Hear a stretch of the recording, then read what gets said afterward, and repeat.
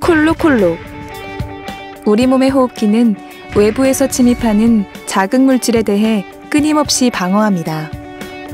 기침은 기도점막이 자극을 받아 일어나는 반사 행동으로 외부 유해 물질이 폐로 들어오는 것을 방어하는데요. 이렇듯 기침은 생리적이고 일상적인 현상이지만 3주가 넘어도 기침이 계속된다면 질병의 신호로 보고 반드시 원인을 찾아야 합니다.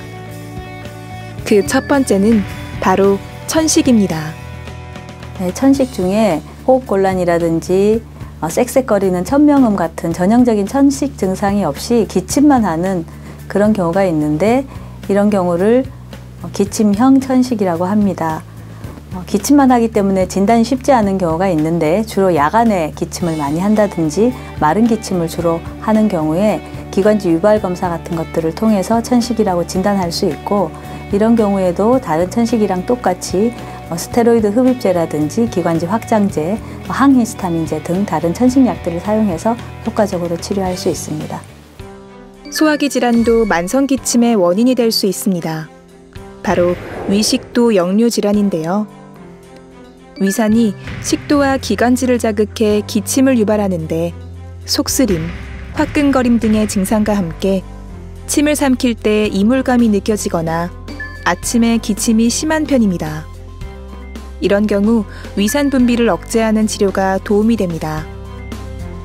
코와 부비동의 점액이나 콧물이 목 뒤로 넘어가는 후비루 증후군도 기침을 유발하는 대표적 원인 질환입니다. 이미 부비동염이나 비염을 앓고 있는 사람에게 많은 후비루 증후군은 목으로 넘어간 콧물이 기도와 기관지에 있는 기침 수용체를 자극하면서 반복적으로 기침이 일어나는데요. 식염수를 이용해 비강을 세척하거나 평소 호흡기가 급격한 온도 변화에 노출되지 않도록 하는 것이 증상 완화에 도움이 됩니다. 기침이 8주 이상 지속되면 만성 기침이라고 부르는데요. 만성 기침 환자의 약 10%는 찬 공기, 향수 냄새 등 사소한 자극에도 기침을 하고 말을 하는 도중에도 참거나 멈추기 어려운 발작적 기침이 갑자기 터져나와 일상생활에 큰 불편을 야기합니다. 기침 과민성은 우리 목 뒷부분, 인두, 후두 부위에 있는 기침 신경이 예민해져서 생기는 병입니다. 기침 과민성 자체를 특효적으로 치료할 수 있는 특효약이 있는 것은 아닌데 기침 과민성을 증가시킬 수 있는 기저질환들, 역류성 식도염, 역류성 후두염 같은 것들을 치료할 수 있고 또 특수한 경우에는 신경통약을 사용함으로써 기침 감수성을 떨어뜨려서 기침 치료에 도움이 될 수 있습니다. 기침이 심할 때는 사탕을 빨아먹거나 따뜻한 물이나 차에 증기를 흡입하면 즉각적인 효과를 볼 수 있는데요.